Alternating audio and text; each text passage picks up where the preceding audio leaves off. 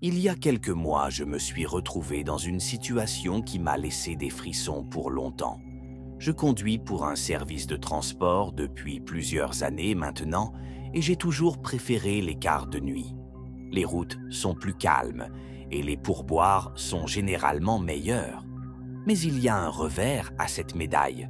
Parfois, vous tombez sur des histoires qui restent gravées en vous et pas forcément de manière agréable. Je me considérais comme quelqu'un de prudent. J'avais déjà eu mon lot de passagers étranges, mais rien, absolument rien, ne s'est approché de l'étrangeté de ce que je vais vous raconter. Cette nuit-là est d'ailleurs la raison principale pour laquelle j'ai installé une caméra de bord dans ma voiture après coup. Tout a commencé de manière tout à fait normale. C'était moi, seul avec les bruits habituels de ma vieille Volvo de 2005, fiable malgré son état vétéran. Les rues étaient désertes, exactement comme je les aime. Vers 2 heures du matin, j'ai reçu une demande de course provenant d'une station-service non loin de là. Au début, cela semblait inoffensif, mais pour une raison inexplicable. J'ai ressenti un malaise dès le départ. Vous savez ces moments où quelque chose cloche, même si vous ne pouvez pas expliquer pourquoi. Eh bien, c'est exactement ce que j'ai ressenti avant même d'arriver. En approchant, j'ai compris pourquoi. La station-service était fermée, toutes les lumières éteintes, sans aucune voiture dans le parking. Ce n'était pas normal. Alors que je me rapprochais lentement, je l'ai vu. Il marchait nerveusement devant la station, vêtu d'un sweatshirt déchiré qui semblait n'avoir jamais connu une machine à laver. Il y avait littéralement un trou dans la manche. Ses mouvements étaient saccadés, comme s'il ne pouvait pas rester immobile, et il jetait constamment des regards derrière lui, comme s'il craignait d'être suivi. J'aurais dû annuler la course et partir. Mon doigt a même hésité au-dessus du bouton de cancellation, mais quelque chose m'a poussé à continuer. Peut-être la curiosité, ou peut-être juste la fatigue. Quoi qu'il en soit, j'ai déverrouillé les portières et il est monté à l'arrière sans dire un mot. Dès que j'ai enlevé le pied du frein, j'ai regretté ma décision. La plupart des gens regardent leur téléphone ou contemplent le paysage lorsqu'ils sont en voiture, mais pas lui. Il est resté assis là, me fixant dans le rétroviseur, sans cligner des yeux, sans détourner le regard, simplement me dévisageant intensément. J'ai essayé de ne pas le regarder en retour, mais je ne pouvais m'empêcher de croiser son regard de temps en temps. Il semblait en colère, ce qui était également très perturbant.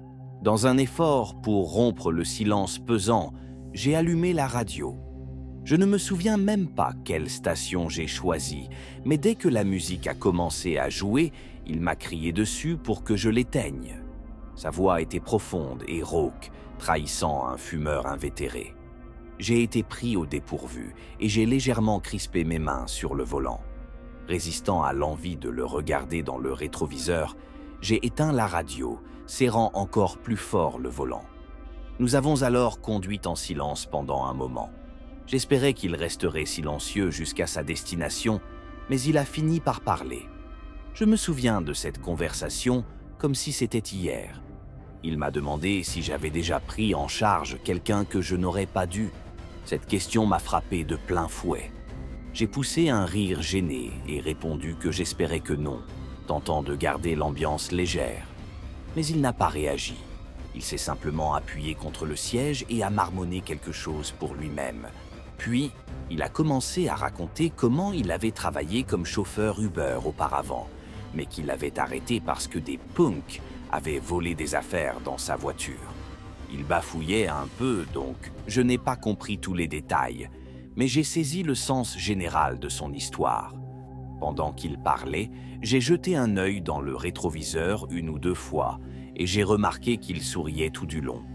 Un sourire constant, ce qui était extrêmement troublant. Une personne normale ne sourit pas en parlant de quelque chose d'aussi grave. Il a conclu son histoire en disant qu'il trouvait amusant combien de confiance on accorde à quelqu'un qui se trouve juste derrière soi. Cette remarque a été la goutte d'eau. J'ai commencé à le voir moins comme un simple toxicomane instable et plus comme une menace potentielle. Mon pouls s'est accéléré. J'ai gardé les yeux sur la route, mais mon esprit tournait à toute vitesse.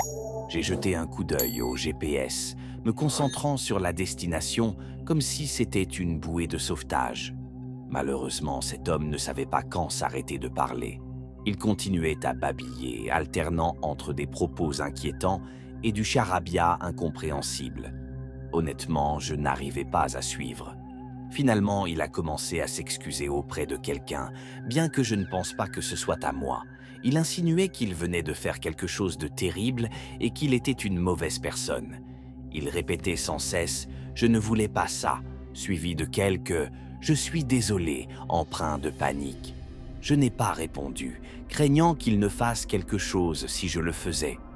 Je ne savais pas ce qu'il avait fait, ni ce dont il était capable, mais je n'avais aucune intention de le découvrir.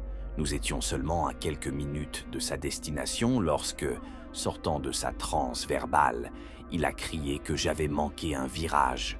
Or, selon le GPS, nous étions parfaitement sur la bonne route. Mais j'ai freiné brusquement malgré tout, surtout par peur. Il m'a ensuite ordonné de me garer, ce que j'ai fait. Mes mains tremblaient à ce stade. Je voulais juste que ce cauchemar prenne fin. Alors que je venais de mettre le frein à main, des phares sont apparus derrière nous. C'était une voiture de police. J'ai murmuré une prière silencieuse, tandis que la voiture patrouille avançait lentement le long de la route, son projecteur balayant brièvement ma voiture.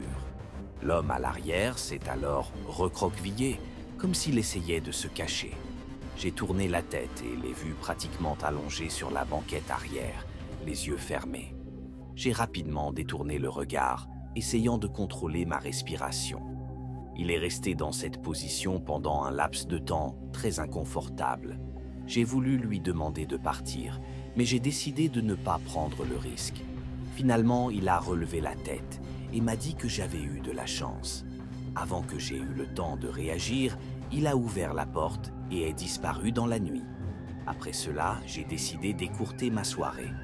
J'étais secoué et je ne me sentais plus capable de conduire. Ce n'est qu'un mois plus tard que j'ai découvert à quel point cette situation avait été dangereuse. Selon un article de presse que j'ai lu, une station-service avait été cambriolée cette même nuit, à seulement 2 pâtés de maison de l'endroit où j'avais ramassé cet homme. Cela me donne la nausée de penser que j'étais si proche d'un criminel potentiellement dangereux. Je suis un peu effrayé à l'idée de contacter la police à ce sujet. J'évite généralement les forces de l'ordre pour diverses raisons personnelles que je ne souhaite pas aborder ici. De toute façon, je ne suis pas sûr que mon témoignage serait utile. Quoi qu'il en soit, je suis beaucoup plus prudent désormais quant aux personnes que je laisse monter dans ma voiture.